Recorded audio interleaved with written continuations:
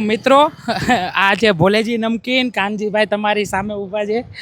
હવે આ ભોલેજી નમકીનમાં ઘરાકી બારે માસ ભર ચોમાસે ભર ઉનાળે હોય એનું પાછળનું કારણ શું ખબર?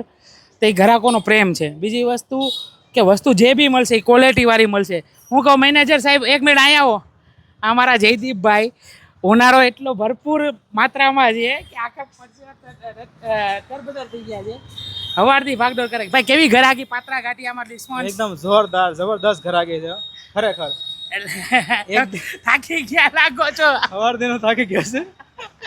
ચાલો આ ભાઈ તો આપણા જૂના છે, મેનેજર છે.